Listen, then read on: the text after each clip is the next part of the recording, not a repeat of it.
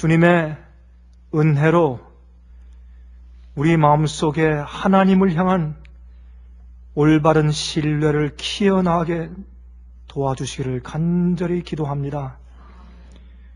우리 마음속에 믿음이 삐뚤어져 있으면 바로 잡아주시고, 이 세상에서 주님께서 우리를 최선의 길로 인도하신다는 사실을 믿게 하시며, 우리의 뜻이 아니고 아버지의 뜻이 이루어지기를 매일 바라는 간절한 신뢰를 가지고 살게 도와주시옵소서. 이제 속히 어려운 때가 이르올 것을 믿습니다. 주여 저희를 도와주시소. 어린아이가 어머님 품속에서 전쟁터 속에서도 잠들 수 있는 그런 평안을 배우게 축복해 주시옵소서. 예수 그리스도의 거룩하신 이름을 의지해서 간절히 기도합니다. 아멘.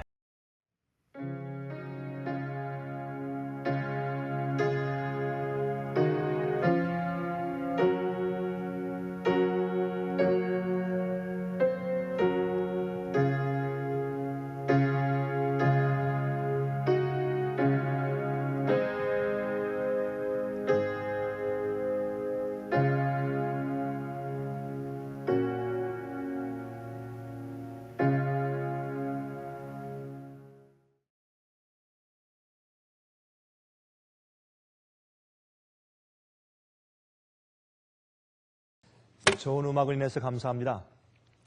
오늘은 제가 여러분들께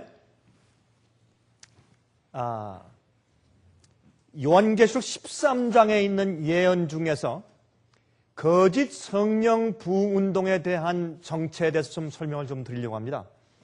특별히 우리 인터넷을 통해서 아니면 비디오를 통해서 이 말씀을 지켜보는 분들께 특별히 제가 한 가지 말씀을 좀 드릴 마음이 있습니다. 저는 어떤 교단이나 어떤 그룹이나 어떤 특정한 사람들이나 분들을 비판하려는 그런 뜻에서 이 말씀을 드리는 것은 아닙니다. 그러나 어떤 때 우리가 성경 말씀과 진리를 있는 그대로 전파하고 이야기할 때 어떤 분들의 마음을 상하게 할 수밖에 없는 것을 우리가 이해하게 됩니다.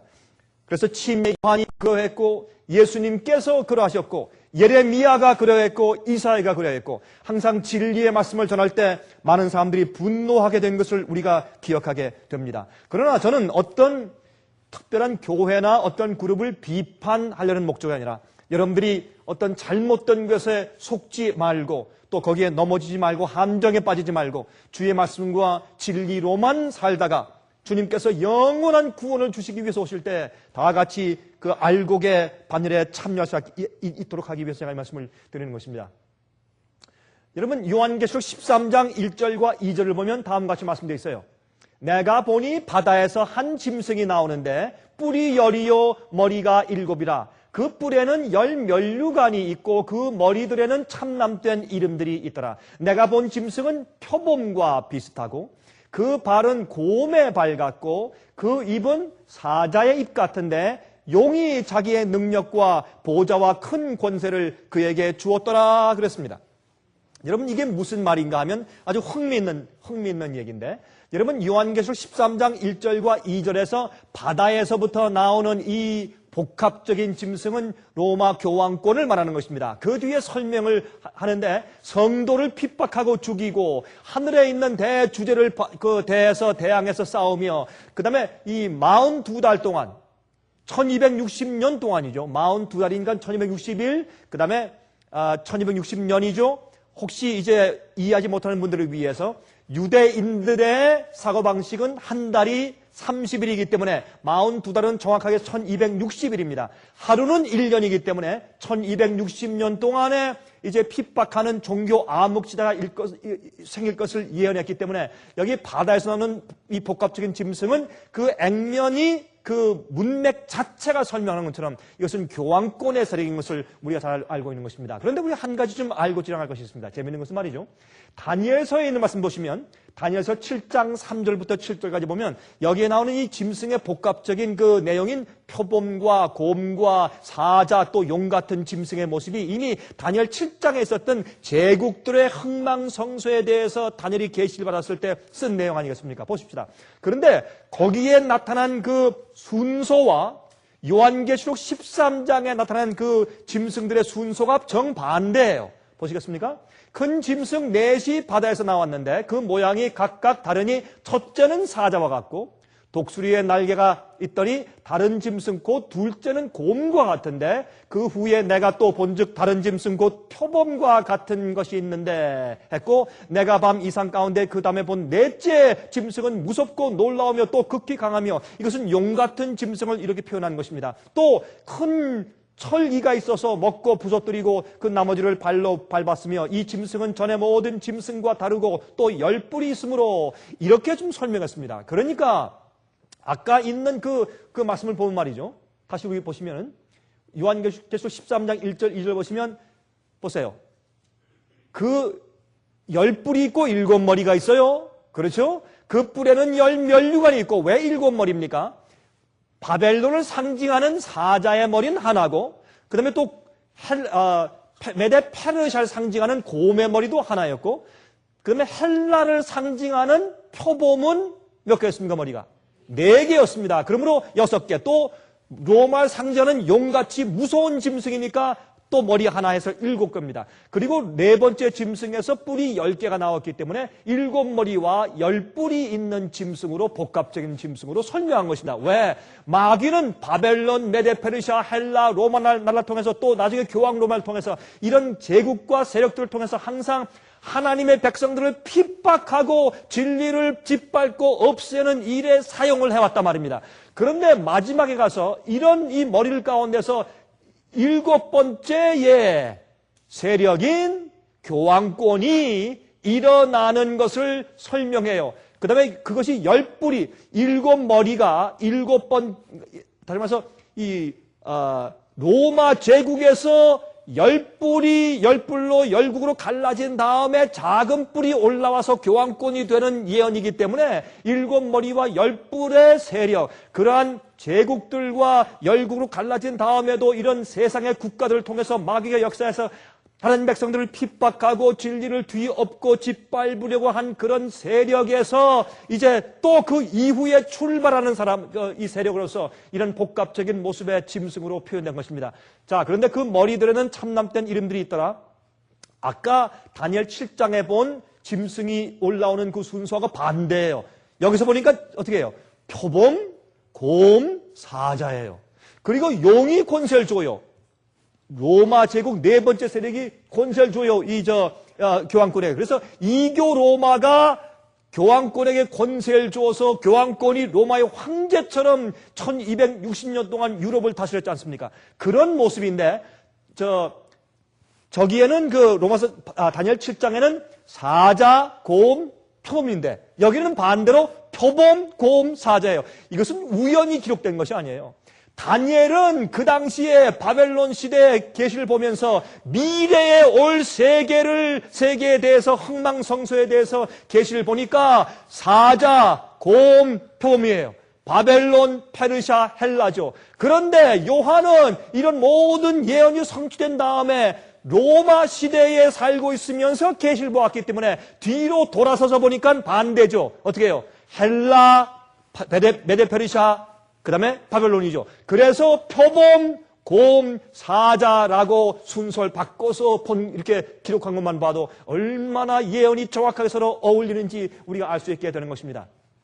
자, 그런데 여기 보십시다. 요한계시록 13장 11절부터 15절까지 보시면 이렇게 첫 번째 짐승인 바다에서 올라오는, 바다는 요한계시록 17장에 보면 거기 15절에 말씀하기를 이것은 무엇이라고요? 물은 많은 백성들과 방언들과 열국을 상징한다 그랬어요. 그러니까 사람들이 많이 살고 있는 곳에서부터, 유럽에서부터 올라온 짐승이에요. 바다에서 올라와요. 그것이 교황권입니다. 특별히 로마가 있는 이태리 주위에는 전부 다 바다가 아닙니까? 지중해 바다예요. 여러분, 그 지중해 옆에 있는 소아시아 지방 가까이에 있는 이 반모라고 하는 파트모스, 반모라는 섬에서 그가 지중해를 바라보며 계시를 보고 있는 것이에요. 지중해 바람이 불면서 파도가 칠 때 거기서부터 짐승이 한 마리씩 올라오는 식으로 그가 계시를 본 것이에요. 그러므로 지중해 바다 곁에 있는 무엇이에요? 유럽 국가예요. 특별히 삼면이 바다로 둘려 있는 바로 이 이태리는 얼마나 이태리에서 올라오는 짐승으로 설명됐으니 얼마나 정확한 그런 예언이겠습니까? 그런데 그 첫 번째 짐승인 요한계시록 13장에서 첫 번째 올라온 짐승인 교황권을 도와주는 그런 짐승이 올라오는데 땅에서부터 올라오는 짐승에 대한 예언이 나오는 것입니다. 계시록 13장 11절부터 15절까지 내가 봄에 또 다른 짐승이 땅에서 올라오니, 아까는 바다에서 올라왔지만 지금 땅에서 올라옵니다. 그러므로 바다는 많은 사람들을 상징했다면 땅은 사람들이 없는 적막한 곳에서 올라오는 나라인 것을 우리가 알 수 있어요. 다른 짐승이 땅에서 올라오는데 새끼 양같이 두 뿔이 있고 용처럼 말합니다. 여러분, 새끼 양은 예수님을 상징합니다. 새끼 양처럼 생겼는데 두 뿔이 있어요. 여러분, 교황권은 뿔이 하나가 있는 짐승으로 설명되어 있어요. 왜? 작은 뿔이 하나가 올라와요. 그렇죠? 근데 여긴 이 양 같은 짐승은 두 뿔이 있어요. 두 뿔은 독재주의가 아닙니다. 민주주의입니다. 교회와 정치가 분리되어 있어요. 여러분, 교회와 정치가 하나가 돼 있었기 때문에 중세기에 교회가, 교황권이 사람들을 죽이고 감옥에 가두고 자기 말대로 듣지 않으면 이단으로 몰아서 쫓아내는 그런 일들을 할 수 있었지만 미국은 종교 자유의 나라가 된 것입니다. 두 뿔이 있어요. 그런데 용처럼 말해요. 모습은 새끼양 예수님인데 하는 행동은 마귀예요. 용처럼 말해요. 그것이 결과인 것입니다. 그런데 성경에서 보면요, 말한다라고 하는 것은 무슨 뜻인가? 옛날에 구약 시대 보면 왕이 말하면 곧 그게 뭐가 됩니까? 그게 법이 돼요. 그래서 옛날에 러시아에 그런 말이 있죠. 러시아 황제 하는 얘기, 짐은 뭐다? 국가다. 그런 말이 있어요. 그래서 왕은 곧 법이에요. 그래서 왕이 말하는 것은 헌법을 세운다는 뜻입니다. 예언 해석에 있어서. 그래서 용처럼 말하는 것은 마귀의 정신을 가지고 헌법을 만들어 사람들을 핍박하는 일을 해요. 그런데 잘 보십시오. 근데 이것은 미국이라고 볼 수밖에 없는 것이, 이 세상 역사에서 교황권이 1260년 동안의 그 핍박 기간을 지나면서 1798년도에 불란서의 장군 버티어 장군이 바티칸에 찾아가서 피우스 6세 교황을 말에 태워서 불란서에 데려가서 감옥에 가둬서 거기서 몇 달 동안 고통당하다가 거기서 죽었습니다. 그래서 온 세상에 1798년도에 드디어 이제 교황의 탄압 속에서 우리가 해방되었다고 기쁨의 소리가 올라갔어요. 모든 신문들에 발표가 되고 있습니다. 여러분, 그 1798년도에 교황이 이 짐승이 머리 하나가 죽게 되었던 상처를 받는 그때쯤에서 1774년도에 미국이 올라오지 않습니까? 미국이 건국한 것입니다. 그러면 그 즈음에 미국이 땅에서 사람들이 살지 않는 이 미국 나라를 발견해서 올라온 것을 여기 말하고 있는 것입니다. 저가 그런데 문제는 여기 있어요. 이제 우리 본론으로 들어갑니다. 저가 먼저 나온 짐승의 모든 권세를 그 앞에서 행하고, 여러분 참 재밌어요. 1960년도 초기에 존 F. 케네디 대통령은 워싱턴에 가서 정가에 가서 나는 교황의 말을 절대로 안 들을 것입니다 라고 말해서 대통령에 당선됐어요. 그런데 1980년대 초기에 말이죠. 로널드 레간 대통령은 어떻게 했습니까? 바티칸에 미국의 대사를 보내면서 서로 수교하기 시작했어요. 나중에 그 다음부터 이제 교황이 미국에 와서 방문할 때 수십만 명이, 심지어 100만 명이 나가서 축하하고 환영하는 그런 일들이 생기기 시작하자 2001년도에 조지 부시 대통령이 재선하기 위해서 그가 애쓸 때, 그때는 미국 워싱턴 정가에서 나는 교황의 말을 순종하였습니다 라고 말함으로 대통령에 재선되었어요. 참 이상한 일이 벌어지고 있습니다. 그래서 그 먼저 나온 짐승인 교황의 모든 권세를 그 앞에서 행하고, 이건 꼭두각시 노릇을 한다고 성경 예언은 설명하고 있다고 말해요. 땅과 땅에 거하는 자들로 처음 짐승에게 경배하게 하니 곧 죽게 되었던 상처가 나은 자니라. 이렇게 해서 교황권이 미국의 역사 때문에 죽게 되던 상처가 낫는 일에 큰 영향을 받게 되는 것을 말해요. 여러분 알다시피 로라 부시 여사는 얼마나 교황권과 밀접한 관계에 있는지 몰라요. 그 다음에 미국에 있는 상원의원들과 국무장관도 유럽에 방문할 때 제일 먼저 바티칸에 가서 그들이 아련하고 가는 것을 우리가 너무나 잘 알고 있는 것입니다. 자, 그런데 13절에 말하기를 어떻게 그러면 세상에 있는 모든 사람들을 회유해서 그 사람들을 강요하고 회유해서 먼저 바다에서 올라온 짐승인 교황권에게 다시 힘을 주고 부활케 해서 모든 사람들이 그 먼저 나온 짐승에게 경배하게 하느냐? 앞으로 미국이 말이죠. 짐승의 표를 내려서 강권하여 헌법으로 법을 만들어서 그렇게 이제 할 것입니다. 그렇게 강요할 것이지만 그 전부터 어떤 일을 해올 것이냐 하면 그 과정에 있어서 어떻게 짐승에게 경배하기 위해서 회유할 것이냐 하면 큰 이적을 행하되 심지어 사람들 앞에서 불이 하늘로부터 땅에 내려오게 하고, 이것은 성령이 이 땅에 내리는 것 같은 그런 기적과 표적을 행하면서 사람들을 회유할 것을 말했습니다. 그런데 무슨 기적을요? 큰 이적을 행하되 그랬습니다. 14절 짐승 앞에서 받은 바 이적을 행함으로. 참 흥미있어요. 여러분 요즘에 우리 개신교에서 기적을 행한다고 하는 모든 기적들은 사실 로마 천주교에서 다 배워온 것들입니다. 여러분 연세 드신 분들 한번 기억해 보세요. 언제 한국에서, 언제 개신교회가, 언제 장로교회가, 언제 침례교회가, 언제 성결교회가, 언제 감리교회가 기적 행하고 여러분 방언하고 그런 일을 했습니까? 그런 일이 없었습니다. 언제부터입니까? 1960년대부터 활성화되었는데 그때는 미국에 말이죠. 저기 노틀담 대학의 풋볼팀으로 유명하죠? 여러분 인디애나주에 있는 노틀담 대학의 개신교회 대표들과 로마 천주교 대표들이 거기에 광장에 모여서 그들이 같이 집회를 할 때 그때 이상한 그런 열광적인 그런 성령이 내렸다는 그런 이상한 분위기들이 준비되기 시작했습니다. 그런 경험들을 하면서 많은 사람들이 천주교인들과 개신교인들이 같이 입을 합쳐서 방언하는 일들이 생기기 시작했어요. 그런 일들이나 여러분 참된 방언이 있어요.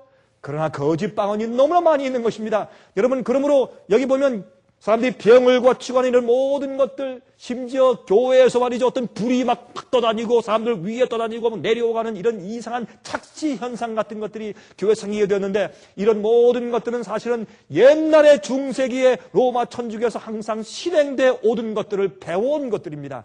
짐승 앞에서 받은 바 이적을 행함으로 땅에 거하는 자들을 미혹하며 땅에 거하는 자들에게 이르기를 칼에 상하였다가 살아난 짐승을 위하여 우상을 만들라 하더라. 저가 권세를 받아 그 짐승의 우상에게 생기를 주어 그 짐승의 우상으로 말하게 하고 또 짐승의 우상에게 경배하지 아니하는 자는 몇이든지 다 죽이게 하더라. 지금은 이러한 기적 행하는 것이 너무나 보편화되어 있어서 말이죠.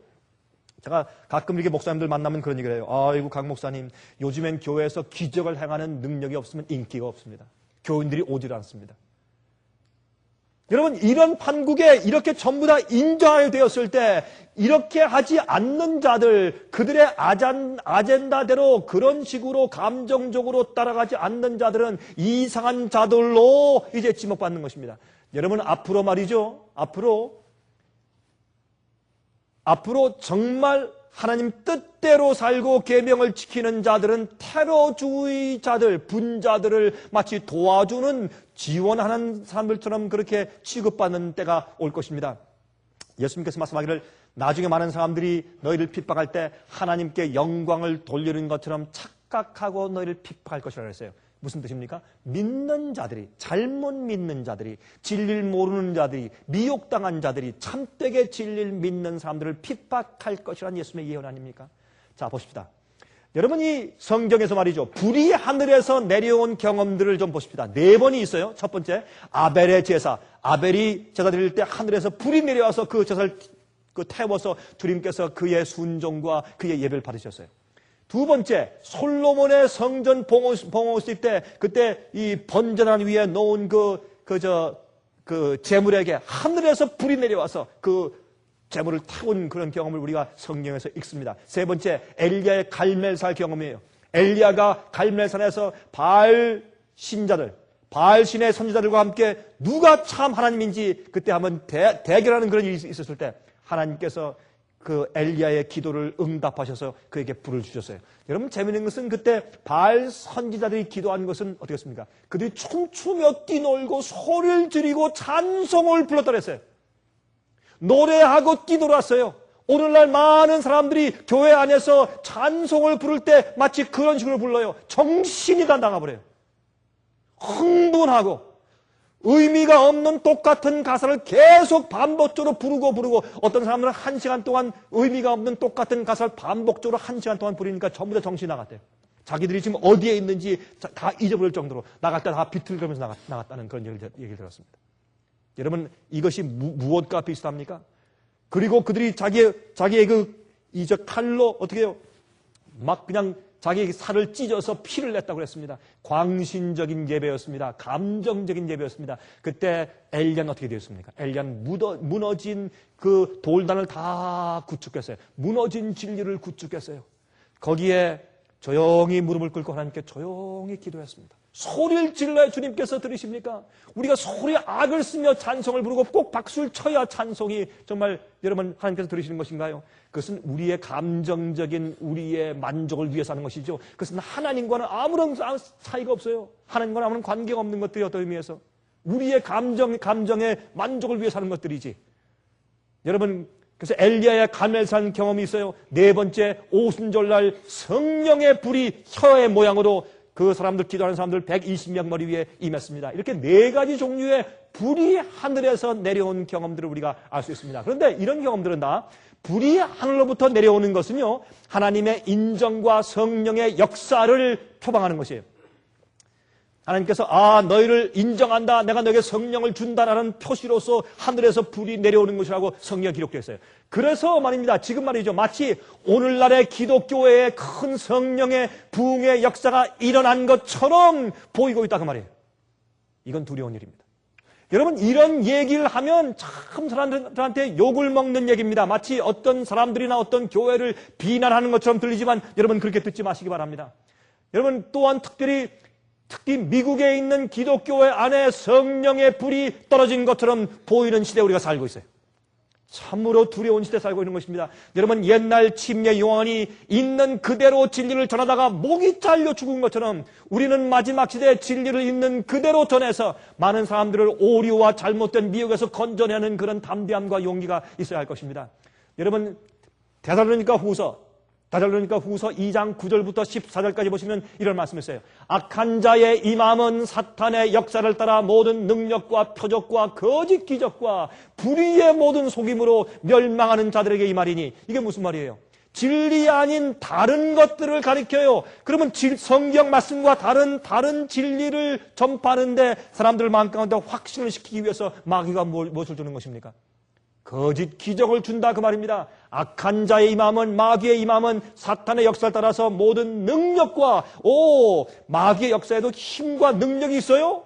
능력이 있어요. 표적과 거짓 기적이 있어요. 불의에 의롭지 못한 모든 속임수가 있어요. 멸망하는 자들에게 임하는데 이는 저희가 진리의 사랑을 받지 아니하여 구원함을 얻지 못함이라 했어요. 진리를 사모하며 찾고 주님께 기도하고 이게 진리입니까? 무엇이 진리입니까? 주님 혼돈스럽습니다 라고 의를 기도하고 찾지 않기 때문에, 진리를 사랑하지 않기 때문에 진리의 사랑을 받지 못하는 것이에요. 여러분, 부모들한테 말이죠, 아들이 3명이 있는데 어떤 때는 부모가 그 3명 가운데 어떤 아들을 더 사랑해요. 그거는 부모가 편애하는 것입니까? 아니죠. 자기들이 사랑받게 하는 것이에요. 순조하고 잘 공경하기 때문에 그런 것이 아니겠습니까? 여러분, 하나님께서 어떤 사람은 미워하고 어떤 사람은 좋아하시고 편애하시고 여러분 미리 예정하십니까? 아니죠. 그 사람이 그렇게 행동하는 것이지요. 여러분, 예수님의 12제자 가운데서 요한과 야고보와 베드로가 3명이 수석 제자라서 그 사람들은 항상 예수님 가장 곁에 있었어요. 특별한 경우에 주님께서 그 3명만 데려간 경험들이 있지 않습니까? 특별히 변화산 경험 가운데서. 그럼 예수님께서 3명만 특별히 편애하신 것이에요? 아니에요. 그들이 주님께 더 가까이 나가고 더 사랑받고 더 애청을 받게 행동을 한 것이에요. 그렇게 신임받게 행동을 했기 때문에 주님께서 그들에게 많은 것을 맡기신 것이 아니겠습니까? 사람들이 진리의 사랑을 받지 않기 때문에 속임당하는 것입니다. 아무도 성경의 진리의 사랑을 받으면 속임당할 필요가 아무도 없어요. 11절에 이러므로 하나님이 유혹을 저희 가운데 역사하게 하사, 이것은 주님께서 그들이 미혹당하게 허용하시는 것입니다. 주님께서 결단코 우리를 강제로 진리를 믿게 하시거나 강제로 우리를 하늘로 데려가시는 것이 없는 것을 알 수 있어요. 주님께서 유혹을 저희 가운데 역사하게 하시고 거짓 것을 믿게 하시면 그 이유가 어디 있습니까? 그 사람이 미혹에 빠져서 함정에 빠진 것은 그들이 진리를 믿지 않고 진리를 좋아하지 않고 불의를 좋아했다고 하는 그들 마음 가운데 있는 본심이, 본래 동기가 그렇게 폭로되어서 스스로 자기의 행위가 자기를 스스로 심판하게 만드는 것이라고 말이에요. 그래서 모든 사람들과 우주가 볼 때 이 사람이 그렇게 미혹에 빠진 것은 그 마음 가운데 진리를 찾는 사랑이 없어서 그렇다는 것을 인정할 수밖에 없게 되는 것입니다. 그들이 진리를 믿지 않고 불의를 좋아하는 모든 자로 심판을 받게 하려 하심이니라 그랬어요. 13절 주의 사랑하시는 형제들아, 우리가 항상 너희를 위하여 마땅히 하나님께 감사할 것은 하나님이 처음부터 너희를 택하사, 어떻게 우리를 택하세요? 2가지입니다. 성령의 거룩하게 하심과, 우리가 주님을 믿고 진리를 믿으면 우리의 모든 죄를 회개하게 되고 우리 양심과 우리 마음과 우리 성품에서 주의 성령의 은혜로 죄됨이 다 씻어지고 우리 마음이 거룩하게 돼요. 온전하게 돼요. 성결하게 되는 것이 구원의 첫째 하나의 특징인 것입니다. 2번째, 진리를 믿음으로 구원을 얻게 하시면이, 우리가 성경 말씀대로 순종하고 따르는 진리를 믿음으로 구원받는 것이지 우리의 감정적으로 느낌대로 마음대로 믿는 것이 아닌 것을 우리가 알 수 있어요. 이를 위하여 우리 복음으로 너희를 부르사 우리 주 예수 그리스도의 영광을 얻게 하려 하십니다. 복음은요, 마음대로 믿는 것이 아닙니다. 복음은 성경 진리와 말씀대로 믿는 것이 복음인데, 복음은 성령의 거룩하게 하심과 진리를 믿음으로 우리를 구원받게 해주는 것을 알 수 있습니다. 여러분, 베니 흰 아시죠? 미국의 베니 흰 하면 미국뿐만 아니고 세계에 가장 유명한 그런 이 펜타코스탈 그런 그 프리처죠. 펜타코스탈 그 오순절 파식 그런 설교자인데, 주로 흰 옷을 입습니다. 그리고 빨간 장미 같은 것을 꼽고서, 제가 이분이 설교하는 것을 보면 가끔 보면 이거는 배우도 그렇게 멋있게 할 수가 없죠. 그 설교하는 것과 하는 몸짓이나 모든 것이 사람들을 열광케 하는 것이 참 정말 놀랄만 하죠. 사람들이 수천 명이 모여있는데 이렇게 뚜벅뚜벅 걷다가 갑자기 서서 돌아서면서 이렇게 마치 무슨 등잔불이나 촛불 끄듯이 하면 이쪽에서 사람들이 수백 명이 쫙 넘어져요. 또 가다가 또 하면 또 확 넘어져요. 그걸 slaying of the spirit이라고 그래. 성령의 죽이심이라고 그래. 그럼 그러니까 I was slain by the Spirit. 할렐루야. 그러고 나와요. 내가 성령에서 죽임을 당하셨다. 그러고 나와요. 아니, 성령께서 할 일이 없어서 사람들을 쓰러뜨리는 일을 하세요? 할 일이 없어서 교회에서 이리저리 쓰러뜨리는, 이건 쇼죠. 어떤 한, 조금 있으면 나오겠지만, 행크 헤나그라프 씨가 그 사람이 특별히 그 조사를 했어요. 그렇게 쓰러진 사람들이 나오는 것을 다 이렇게 인터뷰를 했더니 많은 사람들이, 글쎄요, 옆에 사람이 쓰러진 건 나도 쓰러졌죠. 예? 그러니까 옆에 사람이 쓰러졌는데 자기도 안 쓰러지면 자기는 성령을 안 받는다는 표시니까 쓰러져야죠. 이런 일들, 참 웃지 못할 일들이 얼마나 많이 있는지 몰라요. 그리고 이제 이제 병을 고치려고 이제 무대 위로 올라오면 그 환자와 장난을 쳐요. 농담을 하고, 예? 다 이렇게 재판인 식으로 해서 환자 막 쓰러지게 만들고. 아니, 여러분, 하나님께서 그런 식으로 역사하지 않으세요. 우리가 성경을 가만히 읽으면 하나님께서는, 예수께서 이 땅에서 그렇게 불경한 표현으로 그런 인기주의와 감성주의와 그런 열광주의로 일하시지 않았어요. 열광주의로 다가올 때 예수님께서 그들을 떠나라고 내보냈어요. 예수님은 그런 분이 아니세요. 주님의 성품과 얼마나 다르게 이런 기적들이 벌어지고 있는지 여러분 좀 보시기 바랍니다. 여러분, 이 베니 힐은 누군가?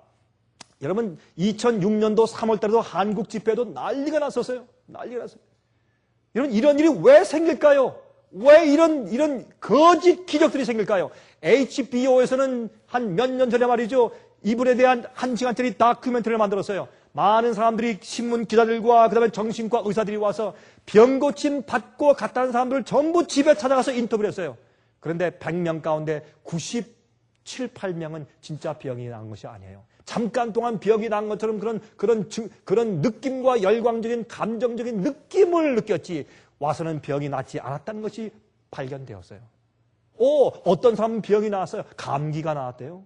또 어떤 사람들은 병이 나았는데 이럴 수 있어요. 어떤 특별한 병이 나은 사람들이 있어요. 여러분, 잘 생각해 보세요. 애굽에서 열재앙을 내릴 때 모세도 기적을 행했지만 애굽의 술사들도 기적을 행했습니까?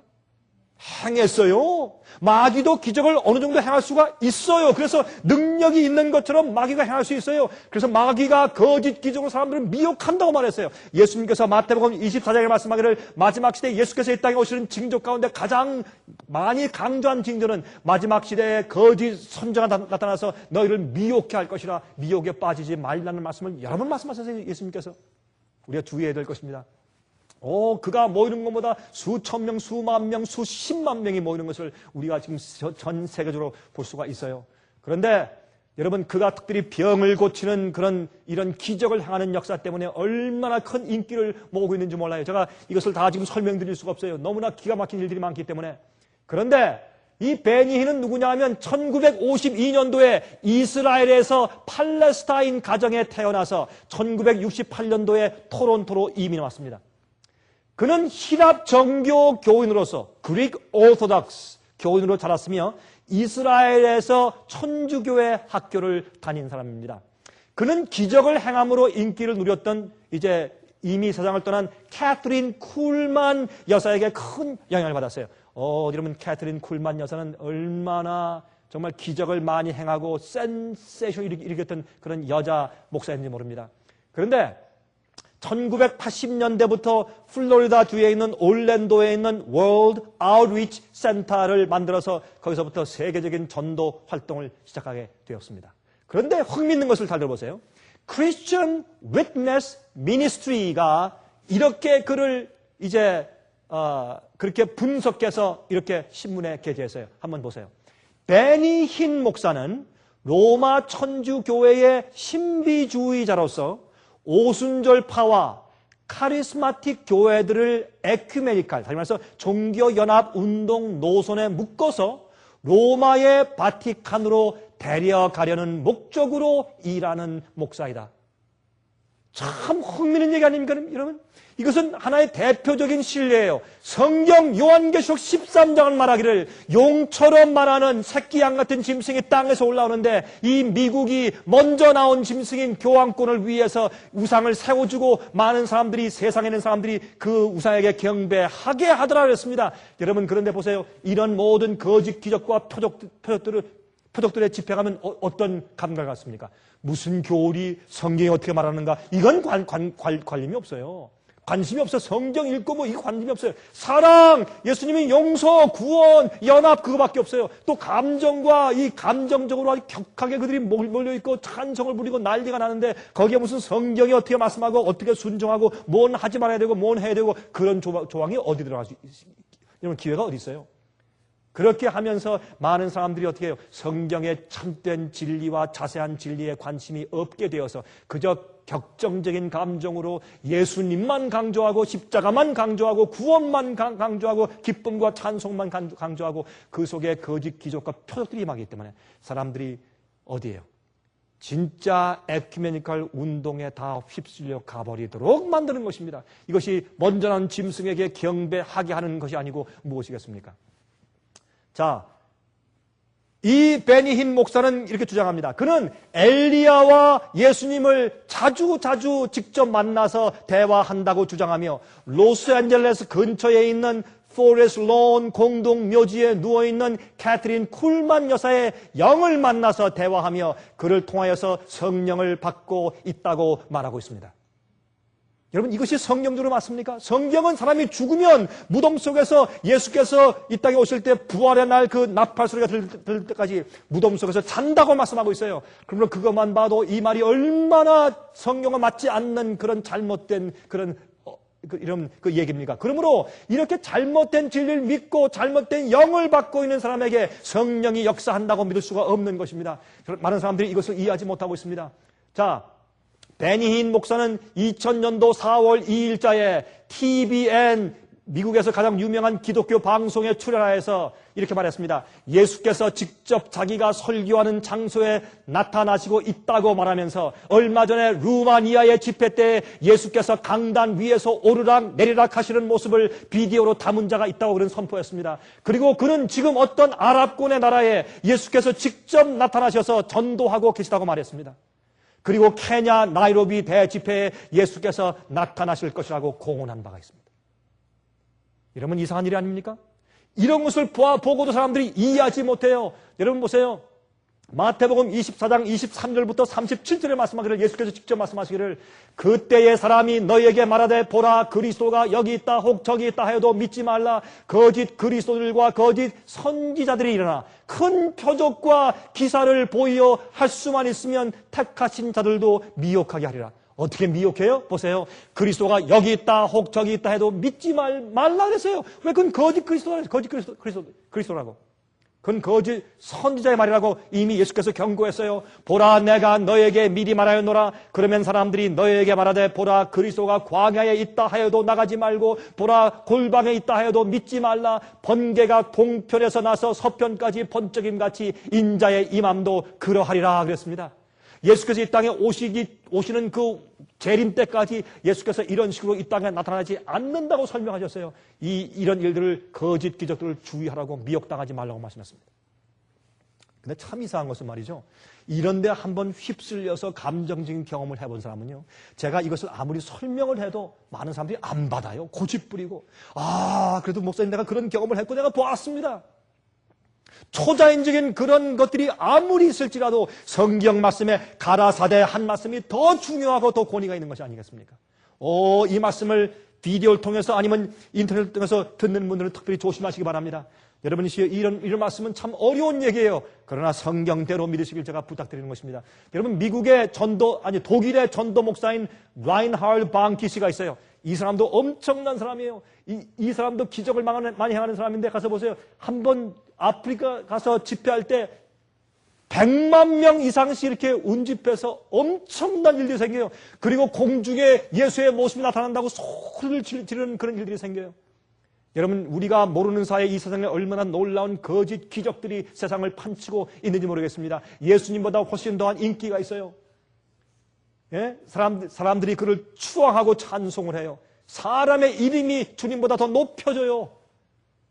여러분이시여 요한계시록 13장 11절부터 15절의 말씀을 다시 읽어보십시다. 내가 봄에 또 다른 짐승이 땅에서 올라오니 새끼 양같이 두 뿔이 있고 용처럼 말하더라.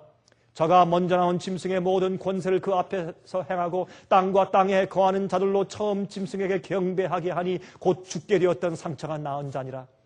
큰 이적을 행하되 심지어 사람들 앞에서 불이 하늘로부터 땅에 내려오게 하고, 여러분 플로리다에 있는 바로 그 이 월드 아웃리치 센터에 가면 가끔씩 이 천장에 이 불 같은 그런 큰 그런 광선이 생기면서 막 사람들에게 막 돌진이 내려오는 것처럼 보이기 때문에 사람들이 두려워서 막 넘어지고 하는 일들이 가끔씩 생긴다는 것입니다. 마치 하늘에서 불이 내려오는 것처럼 보이는 일들을 실제로 행하고 있는 것을 우리가 알 수가 있어요. 짐승 앞에서 받은 바 이적을 행함으로 땅에 거하는 자들을 미혹하며 땅에 거하는 자들에게 이르기를 칼에 상하였다가 살아난 짐승을 위하여 우상을 만들라 하더라. 저가 권세를 받아 그 짐승의 우상에게 생기를 주어 그 짐승의 우상으로 말하게 하고 또 짐승의 우상에게 경배하지 아니하는 자는 몇이든지 다 죽이게 하더라. 이러한 여러분 기적들이 온 세상에 있는 기독교를 전부 휩쓸고 있는 것을 볼 때 두 번째 곧 올 것이 무엇입니까? 짐승의 우상에게 경배치 않는 자들은 다 죽이게 하는 강제 명령들이 생기는 것입니다. 여러분이 Counterfeit Revival, 거짓 부흥운동이라는 책을 쓴 분이 있어요. 이분은 행크 헤너그라프 목사인데, 이 행크 헤너그라프 씨는 이 바이블맨이라고 해서 이 사람은 라디오 방송, 기독교 방송에서 라디오 톡쇼를 하는 분이에요.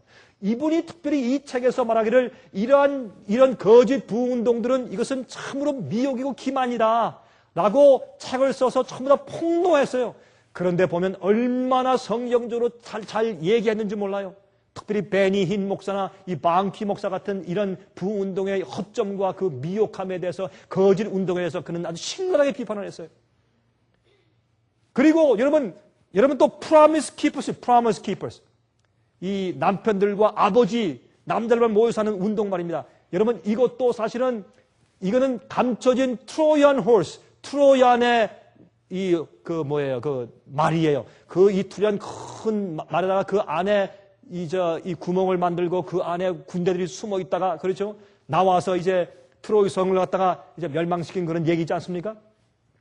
여러분 이렇게 해서 프라미스 키퍼스 운동은 그것은 종교 연합 운동을 위한 이런 트로얀 홀스에 불과하며 이것은 각 모든 교파와 특별히 개신교와 구교 사이의 벽을 무너뜨리기 위한 것이다. 조심해라 라고 얘기했는데 이 책을 쓴 분이 장로교의 유명한 필 암스 목사예요. 텍사스에 있는. 이런 분들은 이런 책을 통해서 그 잘못된 기적운동과 잘못된 흥분적인 운동의 그 뒤에 배경이 무엇인지를 잘 설명해주는 책들을 썼습니다.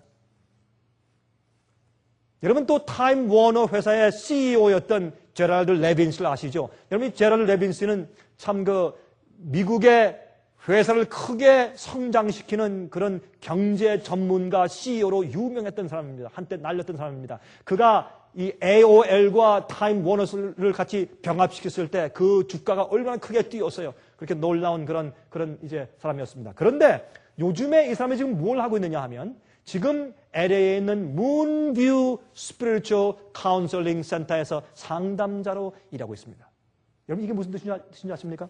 그가 사실은 이 타임 워너스와 AOL이 합병한 다음에 얼마 있다가 주식이 크게 떨어졌습니다. 그 다음에 그가 이제 사표 내고 나왔는데 사표 내고 나오기 직전에 그의 아들이 뉴욕에 있는 공립고등학교에서 선생으로 일하고 있었는데 제자 가운데 한 명한테 칼에 찔려서 죽음을 당했습니다. 그때 너무 슬퍼서 이런저런 이유로 그가 사임하고 나온 다음부터 그가 여러 해 동안 보이지 않았습니다. 최근에 나중에 알고 보니까 그가 문뷰 스피리추얼 카운슬링 센터에서 스피리추얼 영적인 상담자로 일하고 있는데 이곳은 건물에 아무도 들어갈 수가 없어요. 회원만 들어갈 수 있는데 여기에 들어가는 회원들은 1년에 회비가 13만 5천 불이에요. 한 사람 앞에 1년 회비가 매년마다. 거기에 가면 뭐 하는가? 유명한 배우들, 또 정치가들, 기업가들 그들이 들어가서 죽은 영들을 만나서 상담을 받는 것입니다. 이번에 주가가 어떻게 될 것입니까? 이 세상의 정치가 어떻게 될 것입니까? 어떻게 해야 됩니까? 하는 자문을 받는 것입니다. 여러분이시여 옛날 로널드 레간 대통령의 부인인 낸시 레간 여사가 이런 영매들과 자주자주 만나서 대화했다고 하는 사실을 우리가 다 알고 있는 사실 아닙니까? 여러분, 그런데 이 인터뷰할 때 한 신문 기자가 물었습니다. 자, 미스터 레빈 씨, 그러면 당신이 죽은 당신의 아들을 계속 그 영을 만나고 있다는 것이 사실입니까? 말했을 때 그가 yes, 그렇다고 말했습니다. 그는 죽어있는 죽은 사람들의 영혼들과 오는 클라이언트들을 서로 만나게 해주는 일을 하는 상담자 역할을 하고 있어요. 얼마나 놀라운 일입니까? 여러분, 세상은 지금 어떤 방향으로 흐르고 있는지 우리가 알 수 있지 않습니까? 그러나 성경은 말했습니다. 성경에 말세에 있는 거짓 선지자들이 많이 일어나 표적과 이적을 행하면서 많은 사람들을 미혹할 것이라고 말했습니다. 심지어는 택한 자들까지 미혹하게 할 것이라고 말했습니다. 택한 자가 무엇입니까? 성경대로 살려고 애쓰는 사람들, 거듭난 사람들 아닙니까? 그런 사람들도 바로 이렇게 미혹할 것이라고 성경은 말하고 있다고 말합니다. 자, 이제 잠깐 그러면 거짓 성령 부흥 운동이 정말 그것이 성경적이 아니고 어떻게 해야 참된 부흥과 어떻게 해야 참된 진리의 말씀대로 주님의 뜻대로 살 수 있게 되는지에 대해서 우리가 알아보십시다. 가짜를 알아보기 전에 우리가 먼저 진짜를 자꾸 보면 가짜를 우리가 구분할 수가 있어요. 마태복음 7장 13절부터 16절을 말씀했습니다. 좁은 문으로 들어가라. 멸망으로 인도하는 문은 크고 그 길이 넓어 그리로 들어가는 자가 많고 생명으로 인도하는 문은 좁고 길이 협착하여 찾는 이가 적음이라 그랬어요. 거짓 선지자들을 삼가라. 양의 옷을 입고 너희에게 나오나 속에는 노략질하는 일이라. 그의 무엇으로? 열매로 그들을 알지니 가시나무에서 포도를 또는 엉겅퀴에서 무화과를 따겠느냐. 그러므로 여러분, 우리가 거짓을 알 수 있는 것은, 잘못된 부흥을 알 수 있는 것은 무엇입니까? 아무리 겉으로 볼 때 초자연적으로 보일지라도, 능력 있게 보이고 힘 있게 보이고 많은 사람이 모일지라도 그들의 생애의 열매를 보고, 그 진리를 전한 사람의 생애의 열매를 보고, 또한 진리를 전한 다음에 그 말하는 것이 맺는 열매를 보고 알 수 있는 것입니다. 여러분, 한 번은 말이죠, 이런 열광적인 집회에서 찬송을 부리며 몇 시간 동안 열광적으로 예배 드리고 뛰어나온 사람이 뛰어나와서 금방 눈에 첫 번에 보이는 이성과 함께 이성적인 섹스에 교절했어요. 왜 그런가 하면, 여러분, 이런 일들이 종종 생기고 있는 것을 우리가 들을 수가 있어요. 왜 그렇습니까? 이것은 우리의 두뇌에 있는 흥분을 조장하는 일들이기 때문에 그렇습니다. 마치 여러분, 마약을 할 때 생기는 그런 흥분 상태가 이렇게 감정적인 흥분 상태로 그런 식으로 오래 유지되면 그것은 우리에게 사실 굉장히 해로운 것을 알 수가 있어요. 굉장히 그때는 마음이 편한 것처럼 느껴지지만은 그렇게 유지되면 그 사람은 그런데 중독이 되기 때문에 온전하고 엄숙한 성품의 변화가 될 수 없어요. 이것이 특별히 우리가 열매를 보아서 알 수 있는 것입니다. 데살로니가 전서 4장 3절과 5장 23절에 말씀했습니다. 하나님의 뜻은 이것이니 너희의 거룩함이라. 평강의 하나님이 친히 너희로 온전히 거룩하게 하시고, 그렇게 말씀했습니다. 하나님께서는 우리의 모든 생각과 우리의 삶 자체가 하나님을 닮아서 거룩해지기를, 성결해지기를 주께서 원하시는 것입니다. 여러분, 요한복음 17장 17절 19절 보세요.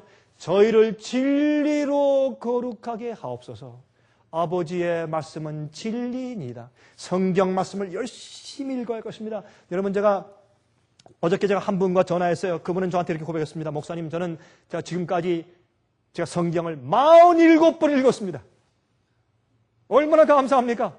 47번 성경 읽었으면 성경 말씀대로 그 마음이 성결케 될 것입니다. 말씀을 읽으십시오. 연구하십시오. 명상하십시오. 외우십시오. 진리로 주님께서 우리를 거룩하게 하십니다. 감정적인 집회가 아닙니다. 아버지의 말씀은 진리니이다. 또 저희를 위하여 내가 나를 거룩하게 하오니 이는 저희도 진리로 거룩함을 얻게 하려 함이니이다 그랬어요. 진리로 우리가 거룩하게 되는 것이에요.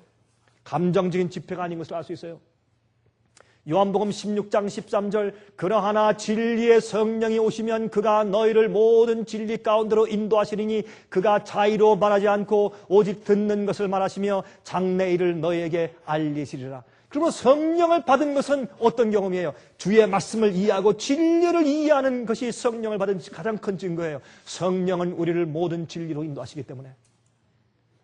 자, 요한일서 2장 4절부터 6절까지 보십시다. 저를 아노라 하고 그의 계명을 지키지 아니하는 자는 거짓말하는 자요 진리가 그 속에 있지 아니하되 주의 말씀을 알고 주의 계명을 분명히 알면서 지키지 않는 것은 그들 마음 가운데 하나님보다 자기나 자기 우상을 더 사랑하는 것이기 때문에 진리가 그 속에 없다고 했습니다. 그러므로 여러분 진짜 참된 예배와 참된 신앙의 열매가 무엇일까요? 주의 말씀과 계명과 진리대로 사는 것을 우리가 알 수 있어요.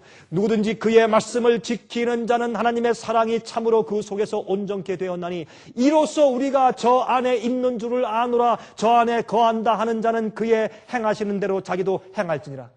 이런 감정적인 거짓 기적 집회에 가면 말이죠. 마치 성령이 있는 것 같고 성령이 임하는 것 같아요. 그러면 자기가 진리대로 살지 않는 그 생활도, 잘못된 생활도, 성령이 내게 역사하시는데 뭐 하고 그것을 그냥 지나쳐서 무시해버리고 살게 돼요.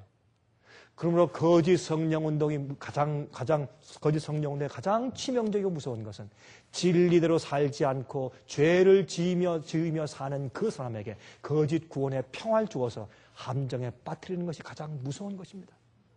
여러분들이시요, 여러분 생활을 잘 살피셔야 합니다. 여러분이 어떤 식으로 예배드리고 어떻게 믿고 어떤 신앙생활을 살고 있는지를 여러분은 확인하셔야 돼요. 이런 것을 보면서. 자, 여러분 이 1800년도 말기에 쓰여진 The Great Controversy라는 그런 영감적인 책에서 말이죠. 이런 이 흥분적인 이런 운동, 거짓 성령 부흥 운동에 대해서 정체를 요한계시록 13장에 나오는 예언에 대해서 정확하게 주석해서 설명했어요. 한번 들어보시겠어요? 우리의 옛날 선조들의 이해를 한번 들어보세요. 얼마나 정확하게 영감적으로 요한계시록 13장에 있는 거짓 부흥운동, 이 미혹시키는 영의 역사가 무엇인지를 이렇게 설명했어요. 한번 들어보세요. 믿음과 경건의 보편적인 퇴보에도 불구하고 교회 안에는 그리스도를 진실히 따르는 사람들이 있다. 여러분이시여, 이런 가운데도 정말 무엇이 진리고, 이게 아닌데 어떻게 하면 좋은가 하면서 정말 주님을 올바로 진실히 따르는 사람들이 있다는 것입니다. 하나님의 최후의 심판이 세상에 내리기 전에 지금이죠.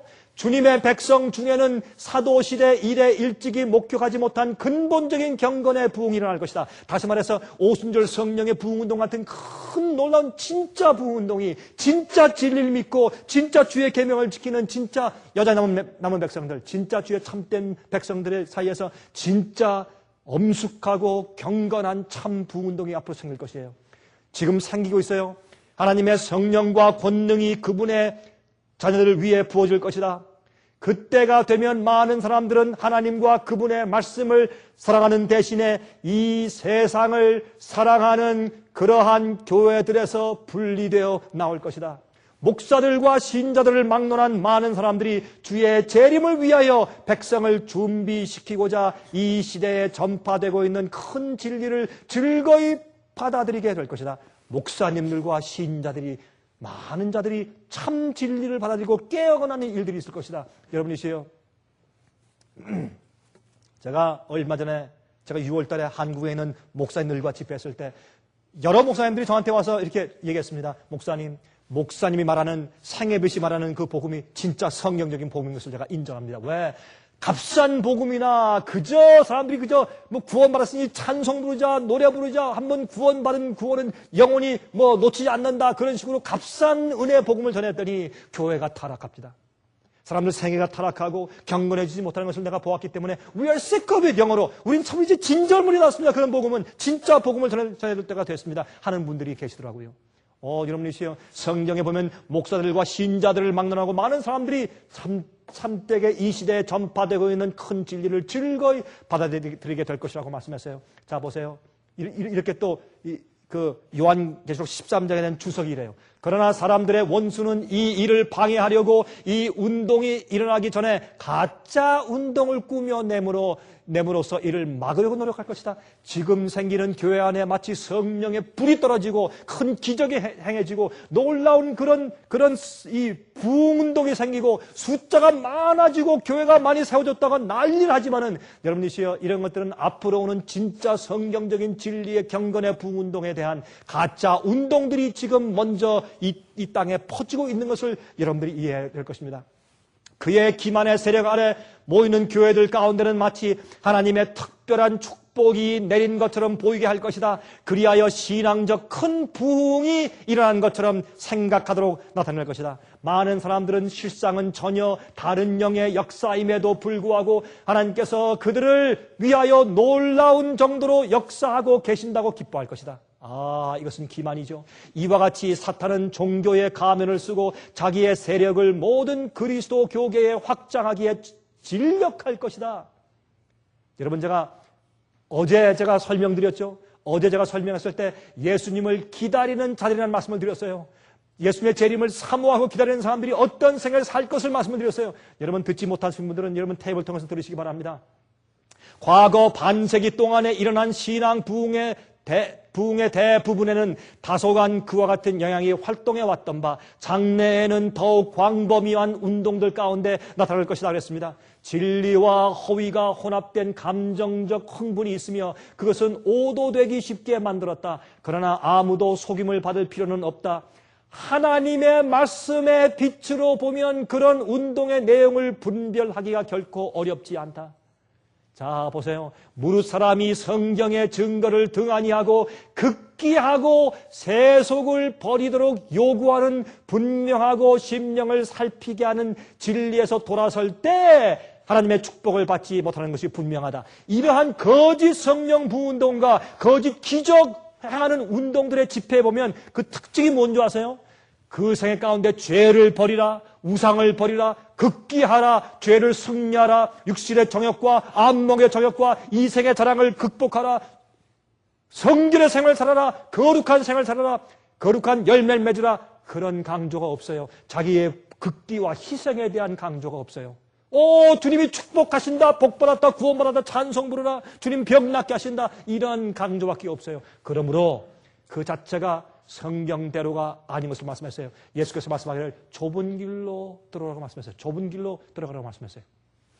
그의 열매로 그들을 알지니라고 그리스도께서 친히 주신 법칙에 의하면 이런 종류의 운동이 하나님의 영으로 말미암은 것이 아님이 분명한 것이다 그랬어요. 성경의 성화에 맞지 않는 것입니다. 이런 운동들은 성화의 가르침을 가르치지 않아요. 쉽게 구원받는 값싼 복음만 전하는 것입니다. 여러분, 그러므로 거짓 성령 운동의 특징은 성경의 자세한 진리에 대한 운동을 무시하고 사랑과 연합만을 강조하며 감정적인 분위기를 잡아내려고 애를 씁니다. 그리고 거룩함과 성화에 대한 강조가 없고 감성적인 느낌을 가지도록 하여서 마치 하나님의 인정하심을 받은 것처럼 느끼게 하지만 진정한 평안과 확신이 결여되어 있습니다. 여러분, 그게 무슨 말이에요?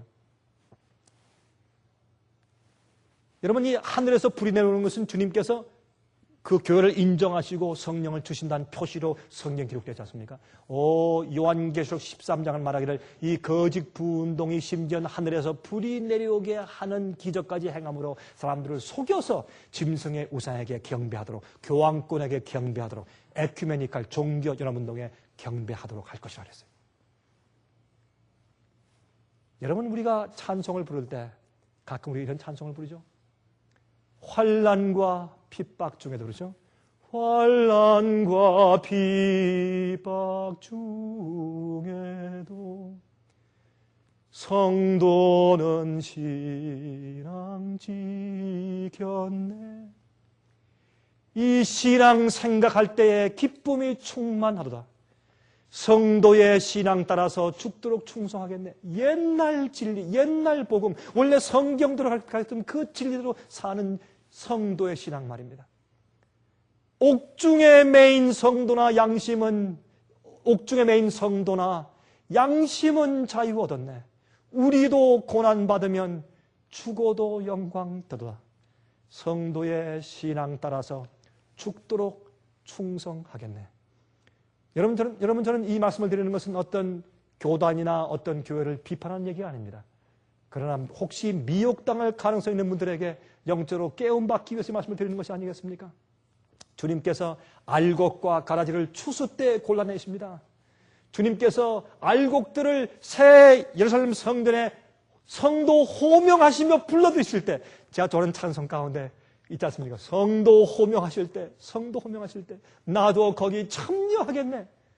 알곡을 주님께서 거두실 때, 주님께서 알곡을 데리러 이 땅에 재림하실 때 우리 모두가 진리대로 살다가 그 속에 포함되시기를 간절하게 바랍니다.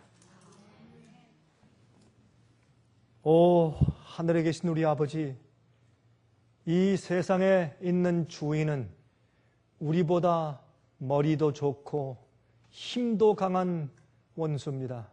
주여, 그의 미혹에 한 명도 빠져서 넘어가지 않게 저희를 붙들어 주시고 보호해 주실 것을 간구합니다.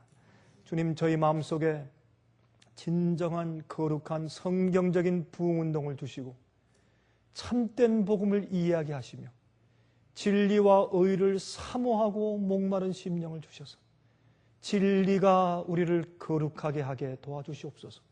그렇게 기도하신 주님이시여 우리 속에 그런 역사를 지금 허락해 주시고 매일의 생애 가운데 인도해 주시옵소서. 이 말씀을 들은 주의 백성들 가운데 주여 혹시 이 말씀 때문에 오해하여서 넘어졌던 자들 있습니까? 함정에 빠졌던 자들 있습니까? 구해 주시고 진리의 빛을 보고 올바른 길로 따라오게 하시며 자기를 부인하고 십자가 지고 따르는 것이 무엇인지 알게 하시며 말씀대로 살게 용기와 믿음을 허락해 주시옵소서. 자비하신 주님이시여 알곡과 가라지를 골라내시는 마지막 추수 때가 되었습니다. 주여 저희를 불쌍히 여겨주시고 성도 호명하실 때 저희의 이름을 기억하여 주시옵소서. 자비하신 예수 그리스도의 귀하신 이름을 의지하여서 간절하게 기도합니다.